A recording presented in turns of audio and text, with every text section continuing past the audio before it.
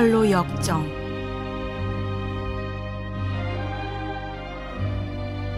멸망의 도시.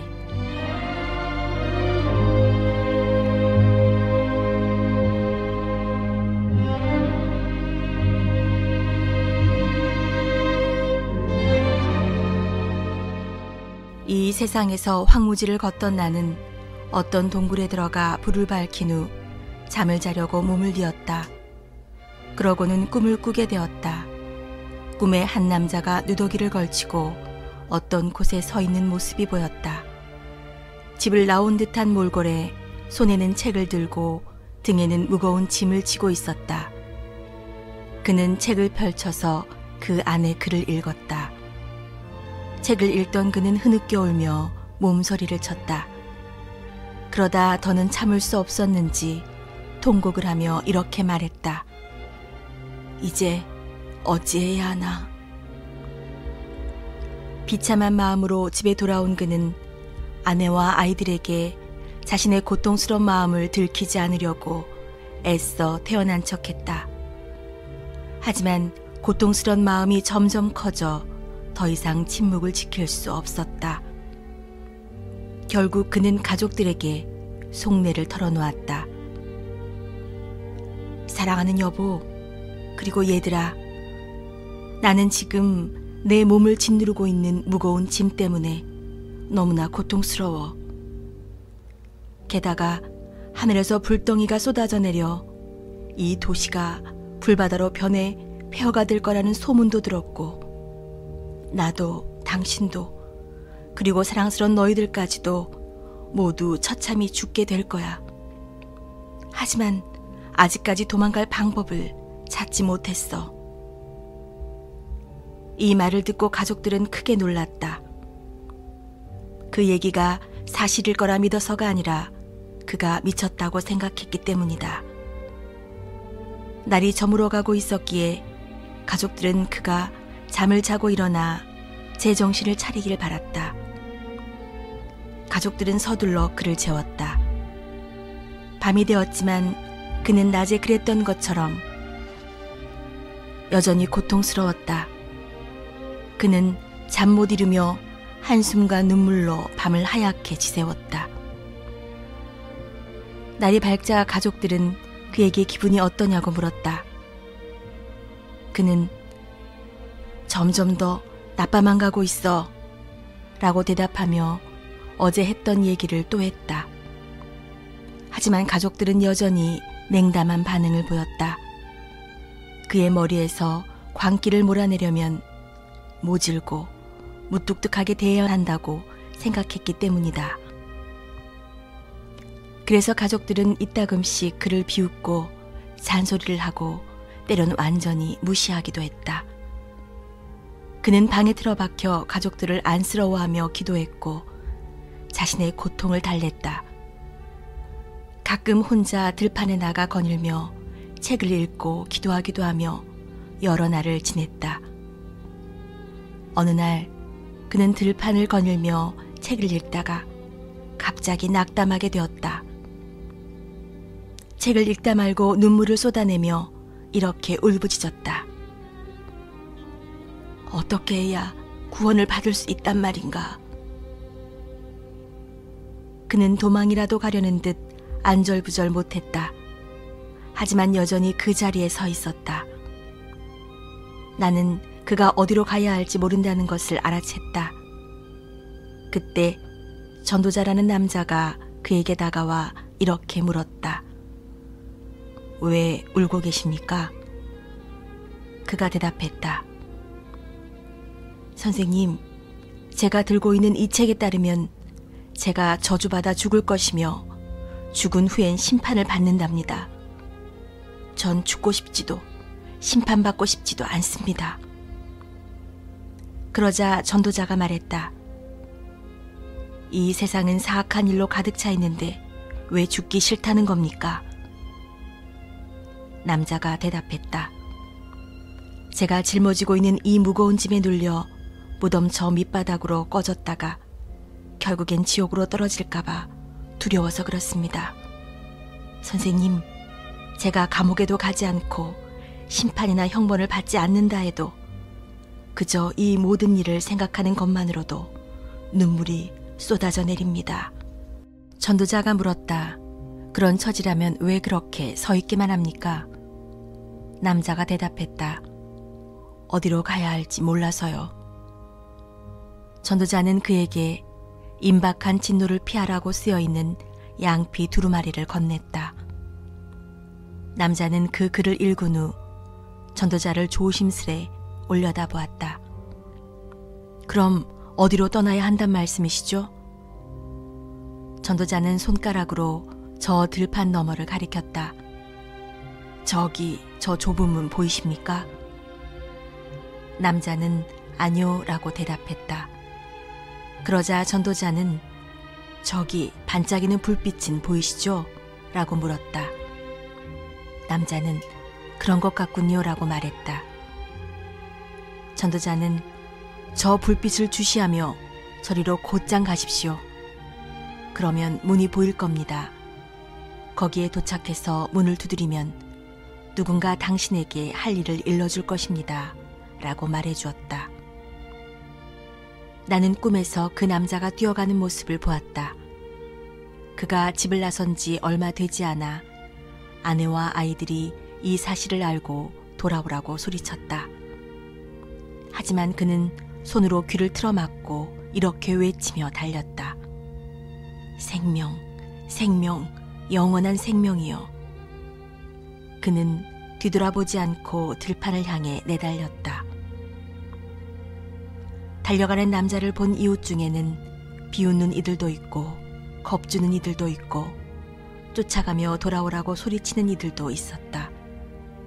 그중 두 사람은 그를 억지로라도 데려와야겠다고 마음먹었다. 한 사람은 고집, 다른 한 사람은 줏대없음이었다. 남자는 이미 멀찌감치 가버렸지만 두 사람은 작정하고 달려가 결국 그를 따라잡았다. 남자가 물었다. 왜 여기까지 절 따라온 거죠? 그들이 말했다. 우리와 함께 돌아갑시다. 절대로 그렇게는 못합니다. 멸망의 도시는 내가 태어난 고향이긴 하지만 곧 위험이 닥쳐 모두 죽게 될 겁니다. 댁들은 무덤 저 밑바닥으로 꺼져서 불과 유황이 들끓는 곳으로 떨어지게 될 거라고요. 그러니 이제 내 말을 믿고 나와 함께 갑시다. 고집이 말했다. 뭐요? 지금 나더러 안락한 생활과 친구들을 버리고 떠나라는 거요? 그래요. 크리스천이 말했다. 남자의 이름은 크리스천이었다. 지금 당신네들이 쫓고 있는 생활은 내가 찾고자 하는 기쁨에 비하면 아무것도 아닙니다. 나와 함께 가서 그 기쁨을 찾으시죠. 그곳에는 모든 것이 풍성하여 같이 나눌 수 있어요. 어서 같이 가서 내 말이 맞나 틀리나 보자고요. 이 세상을 등지고 대체 뭘 찾아 떠난다는 거요? 고집이 물었다. 나는 썩지도 않고 더럽혀지거나 사라지지도 않는 것을 찾고 있습니다. 그것은 천국에 안전하게 보관되어 있어요. 열심히 구하는 사람들은 때가 되면 얻을 수 있답니다. 크리스천이 고집을 바라보며 덧붙였다. 내 책에 그렇게 쓰여 있으니 한번 읽어보시죠. 됐소. 책 치우시오. 우리랑 되돌아갈 거요 말 거요. 손에 쟁기를 잡았으니 되돌아갈 순 없지요. 크리스천이 말했다. 할 수 없군. 줏대없음씨, 저 사람은 그냥 놔두고 우리끼리 돌아갑시다. 이렇게 정신 나간 사람도 있는 법이라오. 아무리 설명을 해줘도 자기가 제일 잘난 줄 알고 쓸데없는 꿈이나 꾼다니까. 줏대없음이 말했다. 심한 말은 삼갑시다. 여기 이 착한 크리스천이 하는 말이 사실이고 이 사람이 찾고자 하는 것이 우리가 찾으려는 것보다 더 낫다면 난 크리스천을 따라갈 테요. 거참, 여기 더한 바보가 있네 그려? 내 말을 믿고 돌아가요. 이 정신 나간 작자가 당신을 어디로 끌고 갈지 알고 이러는 거요.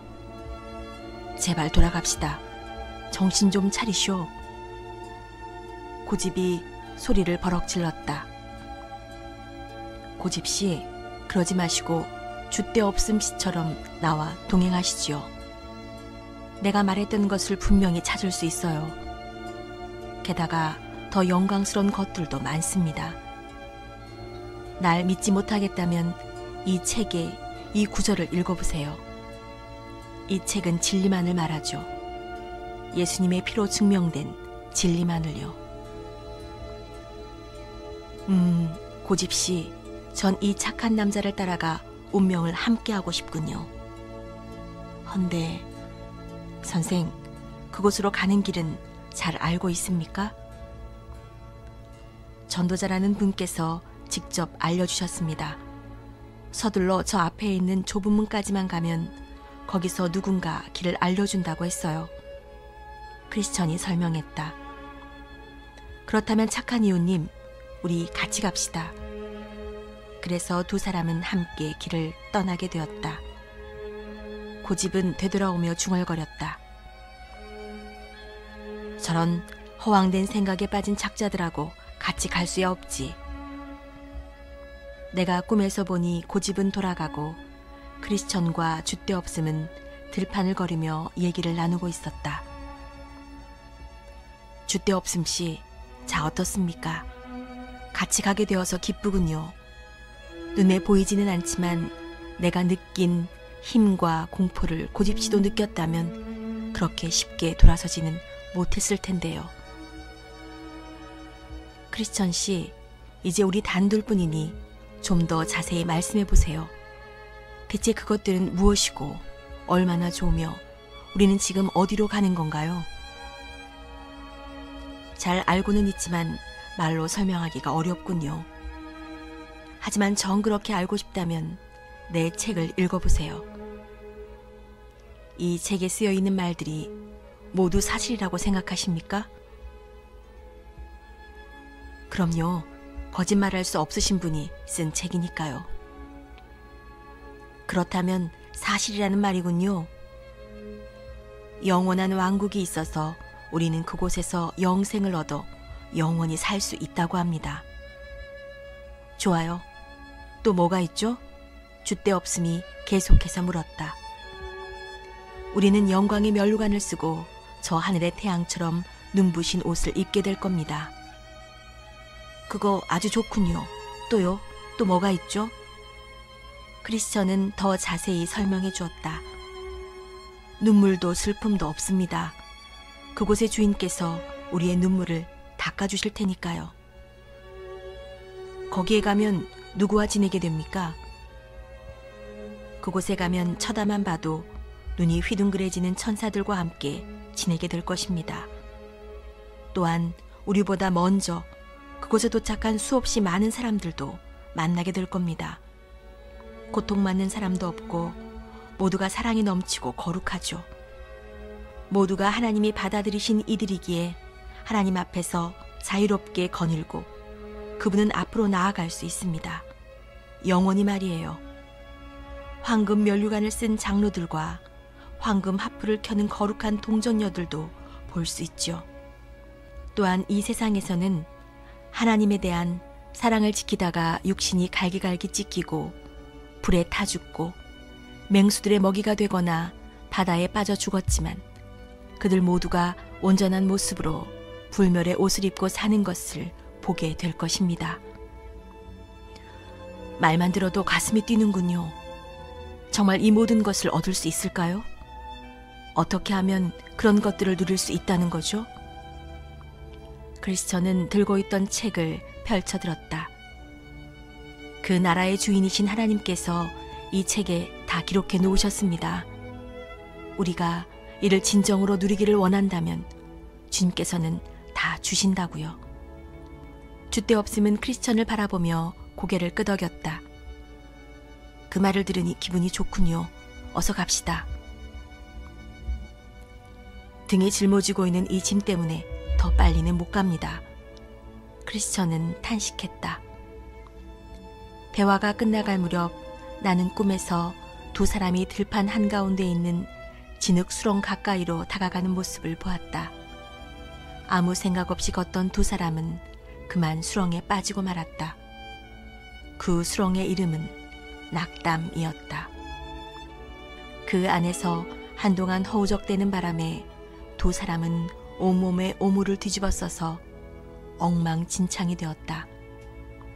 짐을 짊어진 크리스천은 점점 더 수렁 속으로 가라앉고 있었다. 줏대없음이 말했다. 이봐요, 크리스천 씨. 지금 여기가 대체 어딥니까? 뭐가 뭔지 하나도 모르겠어요. 크리스천이 대답했다. 이 말을 들은 줏대없음은 매우 화가 나서 쏘아붙였다. 이게 당신이 지금껏 떠들던 그 행복이라는 거요? 여행을 시작하자마자 이렇게 험한 꼴을 당했는데 이 길을 계속 가다가는 무슨 봉변을 당할지 알게 뭐랍니까? 여기에서 살아나가게 되면 그 잘난 왕국에는 당신 혼자서나 가시구려. 줏대없음은 죽을 힘을 다해 발버둥 쳐서 자신의 집 쪽과 가까운 수렁 가장자리로 빠져나온 후 훌쩍 돌아가 버렸다. 크리스천은 그 후로 다시는 그를 볼 수 없었다. 크리스천은 낙담의 수렁에 홀로 남게 되었다. 그는 집 방향에서 멀리 떨어진 좁은 문으로 가기에 가장 가까운 쪽으로 올라가려고 버둥댔다. 하지만 등에 매달린 무거운 짐 때문에 수렁에서 빠져나올 수 없었다. 내가 꿈에서 보니 어떤 남자가 크리스천에게 다가가고 있었다.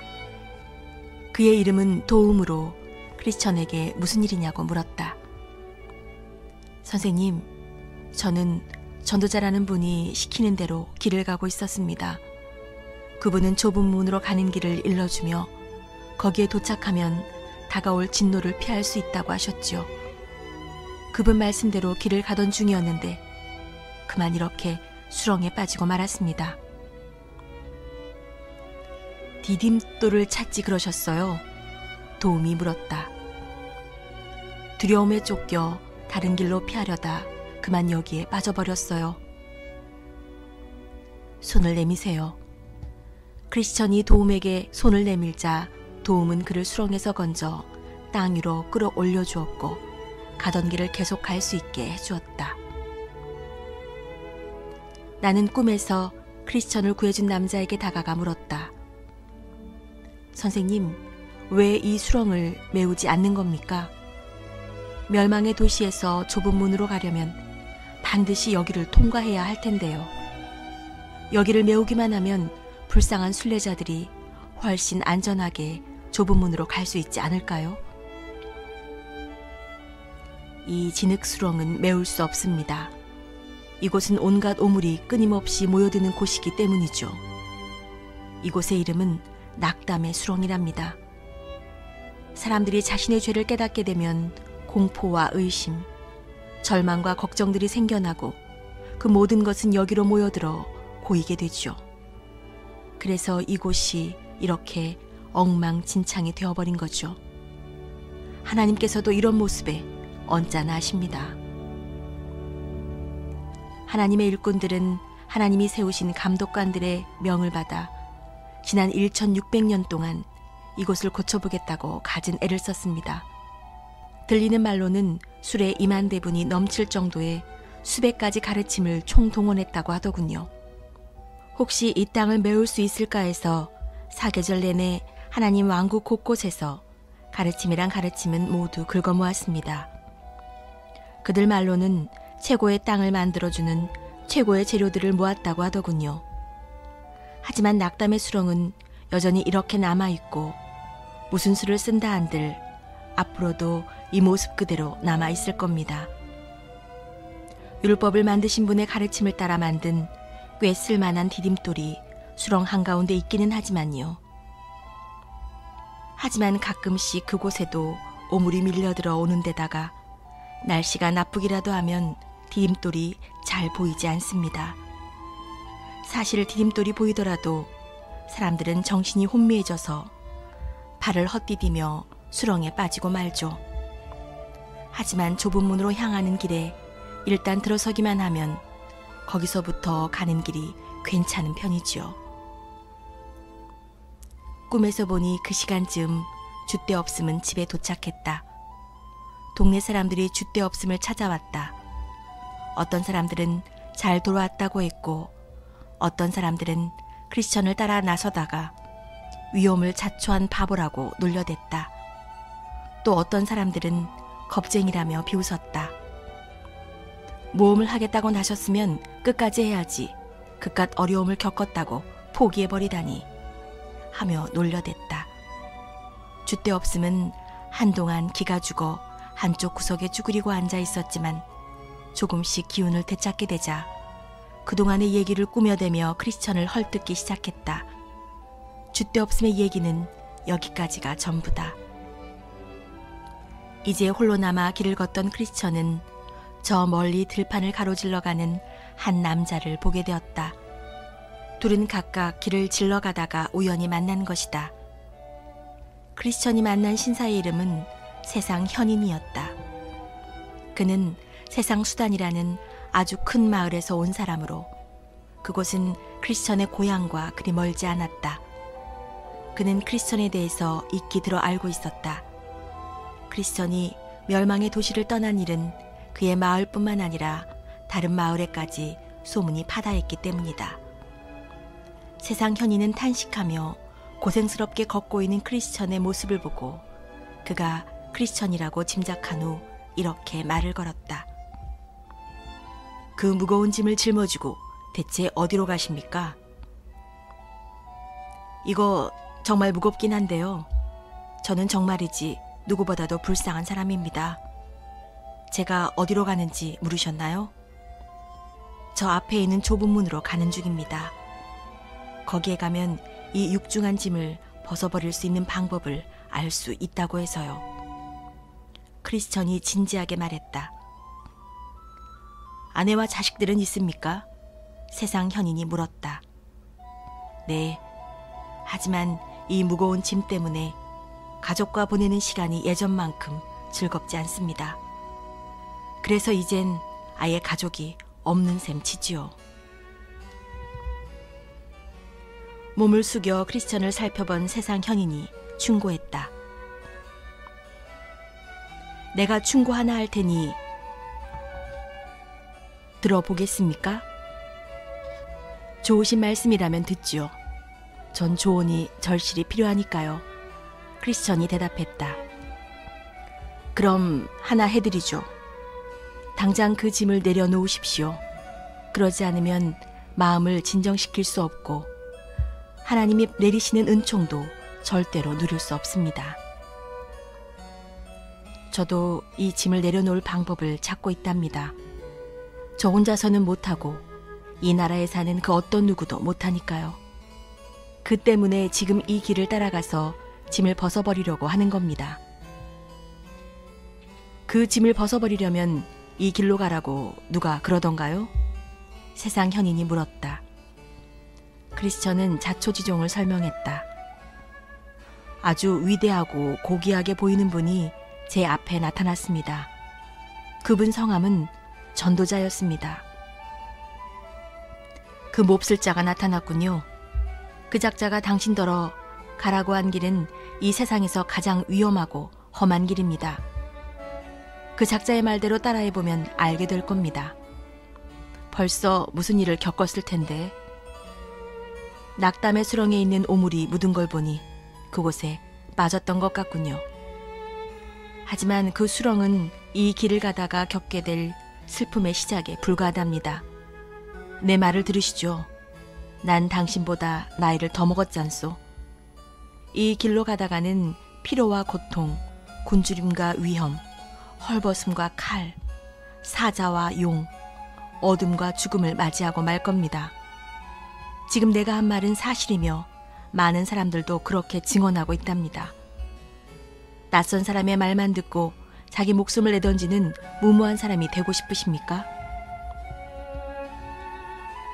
전 지금 선생님이 얘기하신 것보다 등에 짊어지고 있는 이 짐의 무게가 더 끔찍합니다. 이 집에서 해방될 수만 있다면 가는 길에 무얼 만나도 상관없어요. 어쩌다 그 짐을 짊어지게 된 겁니까? 세상 현인이 물었다. 지금 들고 있는 바로 이 책을 읽다가 일이 되었습니다. 그렇군요.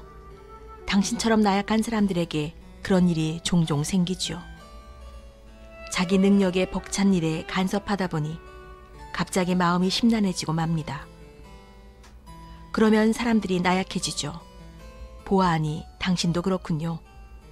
게다가 뭔지도 제대로 모르면서 무모한 위험에 뛰어들기까지 하다니요. 전 제가 뭘 얻을 수 있는지 압니다. 이 짐을 벗어버릴 수 있게 될 거예요. 크리스천이 말했다. 하지만 왜 굳이 수많은 위험이 도사리고 있는 이 길을 택해서 그 짐을 떨쳐버리려고 하는 겁니까? 내 말을 끝까지 듣는다면 원하는 것을 곧장 얻을 수 있는 길을 알게 될 거요. 내가 말하는 길로 가면 전혀 위험하지 않아요. 세상 현인은 크리스천의 얼굴을 보며 말했다. 방법은 아주 가까이 있습니다. 한마디 더 하자면 그 방법대로 하면 위험 대신 안전과 우정과 만족을 만나게 될 것입니다. 선생님, 제게 그 비법을 알려주십시오. 크리스천이 울부짖었다. 길 건너 도덕이라는 마을에 율법이라는 신사가 살고 있죠. 아주 현명하시며 그 이름만큼이나 좋으신 분입니다. 그분은 당신이 지고 있는 그런 짐을 내려놓을 수 있는 비법을 사람들에게 가르쳐주고 있답니다. 내가 아는 한 그분은 이 일을 수도 없이 많이 해봤죠. 짐 때문에 약간 실성한 사람들을 치료해주는 기술도 갖고 있고요. 내 말대로 당장 그분께 가서 도움을 받으시죠. 세상 현인은 저쪽 방향이라고 가리키며 이렇게 덧붙였다. 그의 집은 여기에서 2km도 떨어져 있지 않습니다. 혹시 그분이 집에 계시지 않더라도 젊은 아들은 있을 겁니다. 그 아들의 이름은 예의랍니다. 그도 아버지만큼이나 뛰어나기 때문에 아마 댁의 짐을 벗겨줄 수 있을 겁니다. 전에 살던 집으로 돌아갈 마음이 없다면 아내와 자식들에게 전가를 보내 이쪽 마을로 오라고 해도 좋습니다. 빈집들도 많으니 집 한 채 정도는 괜찮은 값에 장만할 수 있습니다. 물가도 저렴한 편이고 물건들도 좋지요. 그곳에 살면 확실히 더 행복해질 수 있어요. 정직한 이웃들과 서로 믿으며 폼나게 잘 살 수 있다니까요. 크리스천이 갈등하다가 읽고 결론을 내렸다. 이 신사분의 말이 사실이라면 그의 충고를 들어야만 해. 크리스천이 말을 이었다. 선생님, 어느 길로 가야 그 정직한 분을 뵐 수 있을까요? 저기 저 높은 언덕 보이시오? 네, 아주 잘 보입니다. 저 언덕으로 가다가 나오는 첫 번째 집이 그분 댁입니다. 크리스천은 발길을 돌려 율법의 집으로 향했다. 하지만 언덕을 오르다 보니 몹시 힘들어졌다. 언덕은 너무나 높았고 길 양쪽은 편편하지 못했다. 크리스천은 무서워서 앞으로 한 발짝도 나아가지 못했고 언덕은 머리 위로 쏟아질 듯 가팔랐다. 그는 당황해서 그 자리에 꼼짝도 못하고 서서 안절부절 못하고 있었다. 이 길로 가자니 좀 전까지 걷던 길보다 등에 짊어진 짐이 천근만근 더욱 무거웠다. 언덕에 불길이 일자 크리스천은 데일까봐 겁이 났다. 그는 진땀을 빼면서 두려움에 온몸을 떨었다. 그는 세상 현인의 충고에 따른 것을 후회하기 시작했다. 바로 그때 전도자가 다가오고 있었다. 그 모습을 본 크리스천은 창피함에 얼굴이 벌개졌다. 전도자는 점점 더 가까이 다가와 아주 엄한 표정으로 그를 쳐다보았다. 그러고는 크리스천에게 호통을 쳤다. 대체 여기서 뭐 하는 겁니까, 크리스천? 이 말을 들은 크리스천은 입을 꽉 다물었다. 그는 아무 말도 못하고 전도자 앞에 섰다. 전도자가 말을 이었다. 멸망의 도시 성곽 밖에서 울던 그분 맞지 않으십니까? 맞습니다. 제가 바로 그 사람입니다. 저기 저 좁은 문으로 가는 길을 제가 알려드리지 않았던가요? 네, 그러셨죠. 크리스천이 대답했다. 그런데 어떻게 이토록 금방 그 길에서 벗어날 수 있는 겁니까? 가야 할 길에서 아주 멀리 벗어나지 않았습니까? 낙담의 수렁을 벗어나자마자 어떤 신사분을 만났습니다. 그분이 저더러 저 앞에 있는 마을에 가면 이 짐을 벗겨줄 사람이 있을 테니 찾아가 보라고 해서. 그 남자가 어떻던가요? 신사답고 말씀도 많이 해주던걸요. 그러다 보니 그의 말에 넘어가서 여기까지 오게 되었습니다. 하지만 이 언덕을 올려다 보니 마치 제 머리 위로 쏟아져 내릴 것 같은 기세라 겁이 났습니다. 그래서 이렇게 서 있습니다. 그 신사가 뭐라고 했습니까? 전도자가 물었다. 제게 어디로 가냐고 하기에 말해주었습니다. 그랬더니 뭐라 하던가요? 혹시 가족들이 있냐고 묻기에 등에 짊어진 짐이 너무 무거워서 가족들과 보내는 시간이 예전만큼 즐겁지 않다고 대답해 주었습니다. 그랬더니요? 크리스천은 세상 현인의 말을 전했다. 나더러 짐을 빨리 벗어버리라고 했습니다. 그래서 안 그래도 그 방법을 찾기 위해 좁은 문으로 가는 중이라 했습니다. 이 짐에서 해방되기 위해 이 길을 가고 있다고 말이죠. 그랬더니 그 신사가 더 빨리 짐을 내려놓을 수 있는 길을 알려주겠다고 했습니다. 그 길은 선생님이 제게 알려주신 길보다 훨씬 힘이 덜 든다고 하더군요. 그러면서 어떤 신사분의 집에 가면 짐을 벗어버릴 수 있는 방법을 알려준다고 했습니다. 저는 그 말만 철석같이 믿고 가던 길에서 벗어나 이곳까지 오게 되었습니다. 혹시나 이 짐을 빨리 벗어버릴 수 있을까 해서요. 하지만 막상 여기에 와보니 너무 무서워서 발길이 떨어지지 않습니다. 이제 뭘 어떻게 해야 할지 모르겠습니다. 그렇다면 잠깐 가만히 서 계십시오. 하나님의 말씀을 전해드리겠습니다. 크리스천은 온몸을 부들부들 떨면서 서 있었다. 전도자가 말했다. 너희는 삼가 말씀하신 이를 거역하지 말라. 땅에서 경고하신 이를 거역한 그들이 피하지 못하였거든 하물며 하늘로부터 경고하신 이를 배반하는 우리일까 보냐. 그는 계속 말씀을 읽어나갔다. 나의 의인은 믿음으로 말미암아 살리라. 또한 뒤로 물러가면 내 마음이 그를 기뻐하지 아니하리라. 그는 이렇게 설명해 주었다. 당신은 비참함 속으로 뛰어든 사람입니다. 하나님의 말씀을 거역하고 평화의 길에서 뒷걸음치는 바람에 파멸 직전까지 이르게 되었습니다. 그러자 크리스천은 그의 발밑에 엎드려 울부짖었다. 어찌하면 좋습니까? 파멸해버리고 말았으니. 그 모습을 본 전도자는 그의 오른손을 붙들고 말했다. 사람의 모든 죄와 회방은 사하심을 얻으리라.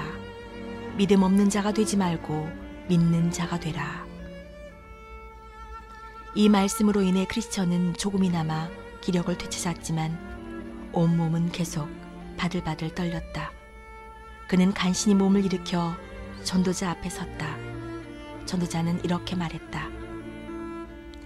제가 하는 말을 좀 더 경청하십시오. 당신을 홀렸던 자와 그가 만나보라고 한 자에 대해서 말해드리겠습니다. 당신이 만난 자는 세상 현인이라는 자로 그런 이름으로 불릴 만한 이유가 있습니다. 그는 이 세상의 교훈만을 섬기는 사람으로 도덕이라는 마을에 있는 교회에 다닙니다. 십자가 때문에 겪어야 할 어려움을 피할 수 있는 것은 자신이 신봉하고 있는 세상 교훈이라고 믿고 있는 자죠. 이렇듯 세속적인 기질을 지녔기 때문에 제가 당신에게 바른 길을 알려줬음에도 그는 이를 그르치려고 작정했던 것이죠. 전도자는 크리스천에게 세상 현인의 조언이 왜 위험한지 경고했다. 이자가 한 조언 중에서 전적으로 증오해야 할 3가지가 있습니다. 첫째, 당신을 바른 길에서 벗어나게 한 점. 둘째, 십자가를 미워하게 만든 점. 셋째, 당신의 발걸음을 그릇된 길로 인도하여 죽음으로 이끈 점. 우선 당신을 바른 길에서 벗어나게 한 그를 증오해야 합니다. 아울러 그것에 동조한 자신도 혐오해야 하고요. 이는 세상 현인의 충고를 따르느라 하나님 말씀을 거역했기 때문입니다. 하나님께서는 이렇게 말씀하셨습니다. 좁은 문으로 들어가기를 힘쓰라. 그곳은 바로 제가 당신에게 일러준 곳입니다.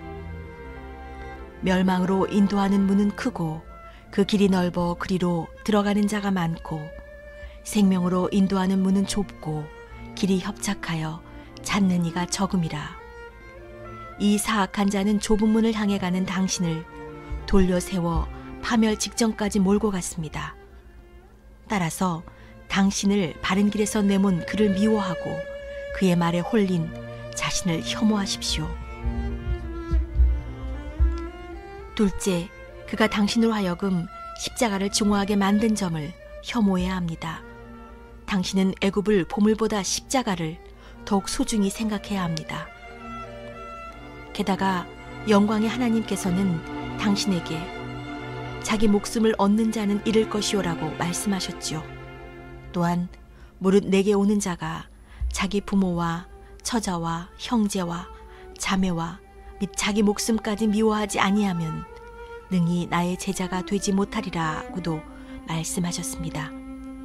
따라서 십자가 없이는 절대로 영원한 생명을 얻을 수 없다는 진리의 말씀에도 불구하고 누군가 그 십자가가 결국 당신을 죽게 만들 것이라고 설득하려 든다면 이 가르침을 반드시 혐오해야 합니다. 셋째, 그 자가 당신의 발걸음을 그릇된 길로 인도하여 죽음으로 이끈 것을 미워해야 합니다. 또한 그가 만나보라고 한 자가 누구인지도 알아야 합니다. 그 자가 당신의 짐을 내려놓게 해줄 수 없다는 것도 깨달아야 합니다. 당신이 짐을 쉽게 내려놓기 위해 만나려 했던 자의 이름은 율법이랍니다. 그 자의 어머니는 여종이며 자식들도 모두 노예로서 종노릇하고 있습니다. 비유하자면 그 여자는 당신이 머리 위로 쏟아져 내릴까봐 두려워했던 이 시내산과 같은 모습이라고 할 수 있습니다. 그 여자뿐만 아니라 자식들까지 종노릇하고 있는 처지인데 어찌 그 자들이 당신의 짐을 내려놓게 해줄 거라 기대할 수 있단 말입니까? 율법이라는 자는 그 짐을 벗겨주지 못합니다. 그 어떤 사람도 그 자 덕분에 짐을 내려놓지 못했으며 앞으로도 그런 일은 없을 겁니다. 율법에 의해서는 아무도 의롭게 되지 못하며 그 누구도 율법의 힘으로 짐을 벗기지 못합니다. 따라서 세상 현인은 이방인이고 율법은 사기꾼이며 그의 아들 예의는 마지못해 웃고 있는 위선자일 뿐 당신에게 절대로 도움이 되지 않습니다. 제 말을 믿으세요. 당신이 들었던 이 바보 같은 작자들의 이야기는 모두 헛소리랍니다. 단지 당신을 구원한다고 속이고 제가 알려준 길에서 당신을 등 돌리게 하려고 계략을 세웠을 뿐이라고요. 이렇게 말한 전도자는 자신이 한 말을 확인받기 위해 하늘을 바라보며 크게 외쳤다. 그러자 하나님의 말씀이 들려오고 불쌍한 크리스천이 서 있는 자리에서 불길이 솟아올랐다. 크리스천의 머리칼이 쭈뼛 섰다. 하나님의 말씀이 들려왔다. 무릇 율법 행위에 속한 자들은 저주 아래 있나니 기록된 바 누구든지 율법책에 기록된 대로 온갖 일을 항상 행하지 아니하는 자는 저주 아래 있는 자라 하였음이라. 이제 꼼짝없이 죽게 됐다고 생각한 크리스천은 통곡하기 시작했다. 그는 세상 현인을 만났던 시간을 저주하면서 그의 충고에 귀를 기울인 자신을 바보 중에 바보라고 자책했다. 또한 육신의 욕망 때문에 그의 말에 혹해서 바른 길을 저버리게 되었다고 생각하니 부끄럽기 짝이 없었다. 잠시 후 그는 다시 전도자에게 다가가 이렇게 물었다. 선생님, 어떻게 생각하십니까? 아직 희망은 있는 걸까요? 지금이라도 돌이켜 좁은 문으로 가면 안 될까요? 저의 잘못 때문에 이렇게 버림받은 채 좁은 문 앞에서 창피를 당하고 돌아가야만 하나요? 그자의 충고를 따랐던 제 모습이 후회스럽습니다. 저의 죄를 용서받을 수 있을까요? 당신의 죄는 막중합니다. 잘못을 2가지나 저질렀지요. 바른 길을 저버리고 금지된 길에 발을 들여놓았습니다. 하지만 모든 이에게 호의를 베푸는 남자가 아직은 좁은 문에서 당신을 받아줄 겁니다. 다시는 그 길에서 벗어나지 않도록 주의하십시오. 그렇지 않으면 당신은 길에서 망할 것입니다. 하나님의 진노가 지체 없이 이를 것입니다.